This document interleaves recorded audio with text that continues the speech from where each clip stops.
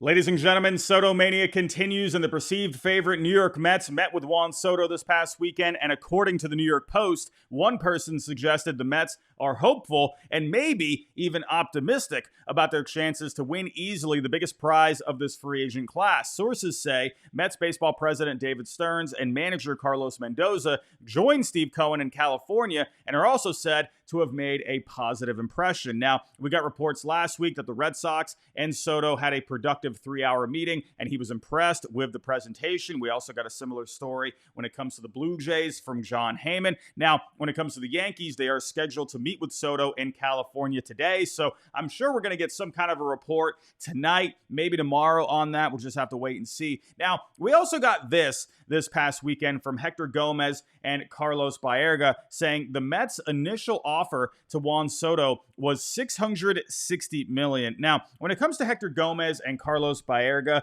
over the years, they have gotten things right, but they've also gotten a good amount wrong as well. I think the way I perceive these guys is they do hear a lot of things behind the scenes, and I think they just throw everything they can at the wall and just wait and see what sticks. I personally don't think that's the best strategy. I'm all about quality at the end of the day. I do think they hear some things, according to their sources, but I just think the way they go about it, it's probably not the best way. Now, it says here, the Mets' initial offer to Soto was $660 million. We also had another report that there were no offers made at this point.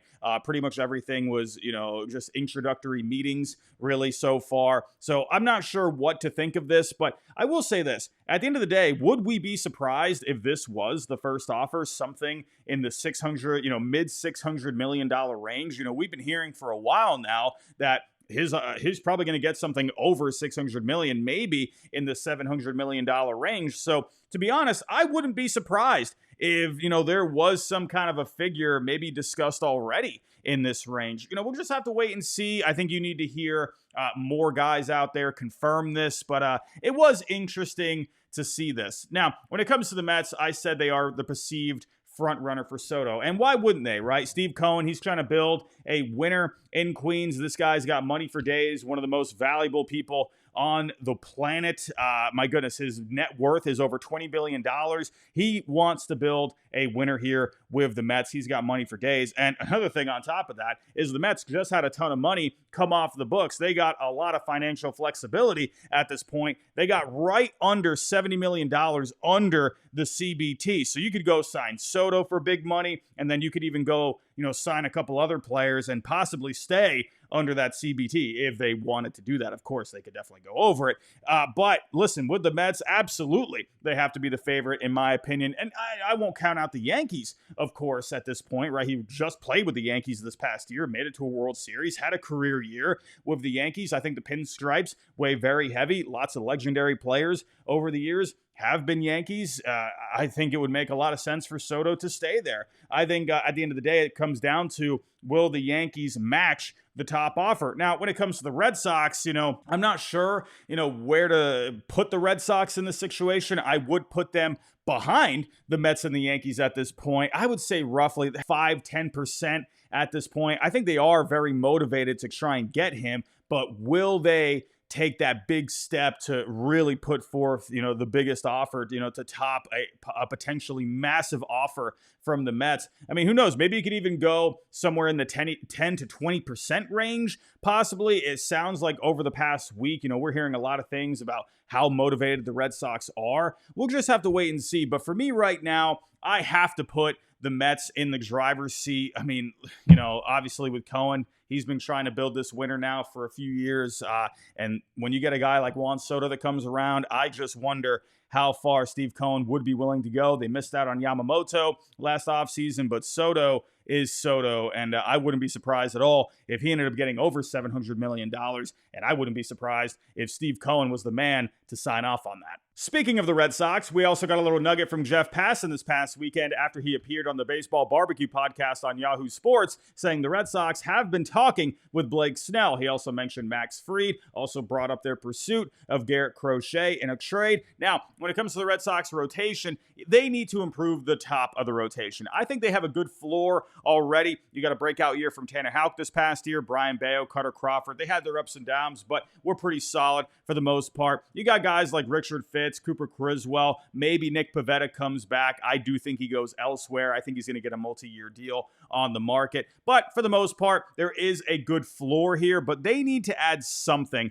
to the top of the rotation. Now, when it comes to Blake Snell, over the last couple of years, it feels like there's always something going on here with Blake Snell. A couple of years ago, he won the Cy Young, but the walk rate was extremely high. He's been on and off with injuries over the last few years. Go back to last offseason, he signed extremely late into spring training, went to the Giants, had a terrible first half. He was dealing with injuries, but then had an amazing second half. I do feel like when Blake Snell has everything right, has it together, this is a guy that should be a top pitcher in the major leagues. In 20 starts, he finished with an ERA of 3.12, a FIP of 2.43. When it comes to Snell, you can always count on the strikeouts, 12.5 strikeouts per nine this year. And the Red Sox could use more swing and miss stuff. They only ranked 17th overall in strikeouts per nine this past year. Craig Breslow also likes guys that can get swings and misses in the zone. Blake Snell would definitely bring that. He also lowered his walk rate this past year. Still a little high at 3.8, but a lot better at what it was in 2023. So with Blake Snell, when it comes to the Red Sox, I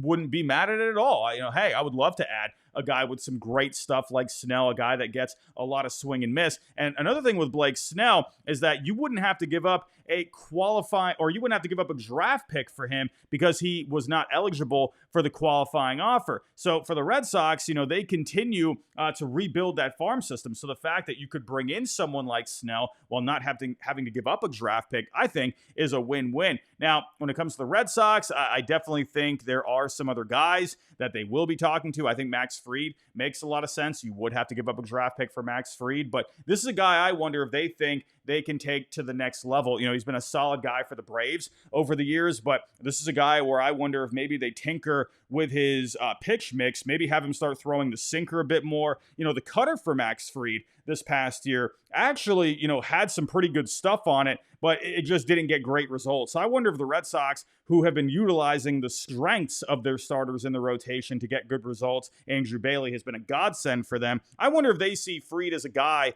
that they could, turn into a bona fide ace of a staff. I see Fried right now as a guy that's more of like a 1A, 1B kind of a guy. But I think the Red Sox see something there with Fried that they could take him to the next level. But with Snell, you're going to be getting a lot of strikeouts, a lot of swing and miss.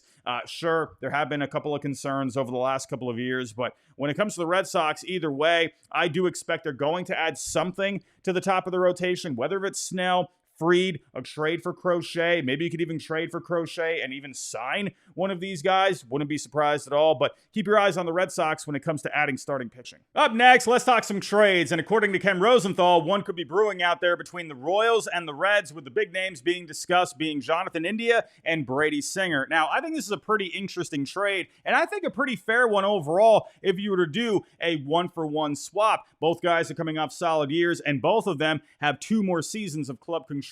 Now, let's talk about this from the Reds' point of view first. Now, when it comes to India, it feels like he's been on the trade block for 82 years now. But with India, even though he is coming off a good year, I could see the Reds looking to make some room here with Matt McClain coming back this coming season after missing this entire year with shoulder surgery. They also got some other younger bats there that could fill in at DH. Maybe they could make a move on the free agent market, but I could definitely see the Reds looking to make some room here, and a guy like India could be expendable. Now, when it comes to the rotation, I think Brady Singer would be a great addition here. He came off his best season, 32 starts, ERA, and a FIP just under a 4. Now, when it comes to the Reds this past season with FIP, they only ranked 23rd overall. Now, they got some good arms in this rotation. You got Hunter Green. You got Nick Lodolo. Rhett Lauder is going to be joining the rotation this coming year. But Andrew Abbott, the advanced metrics didn't look all that great this year. Graham Ashcraft was up and down this year, had some injuries. So So I think the Reds could use an upgrade here, and I could also maybe see Chase Burns, who they just drafted,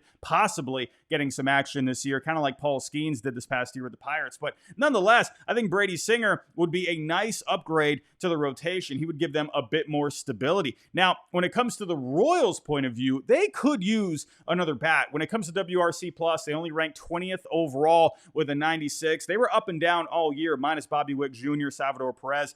Vinny Pasquantino was good, but he missed a lot of time with injury. So I think Jonathan India would make a lot of sense here. He had his best season since his rookie year, 151 games at 248, a very good on base at 357, a 108 WRC+. Now, with India, he can play second base, he can DH, but I could see him being the second baseman here, maybe move Michael Massey to more of a DH role. Either way, the Royals have some flexibility, and I feel like they could use another right-handed bat in this lineup. They got a lot of lefties here. So either way, I think this would be a solid trade overall, a good one-for-one swap. I think both teams would fill some needs here. Maybe some other players could end up getting attached, but keep your eyes on this. Before we wrap things up, there was one more thing I wanted to talk about that I didn't get to last week, but last week on Foul Territory, the guys over there were talking about Jeff Passan's offseason preview and how Alec Bowe could be a possible trade target. AJ Pierzynski added to that, saying there could be some concerns with Alec Bowe over maturity and attitude issues. Now, when it comes to Alec Bowe,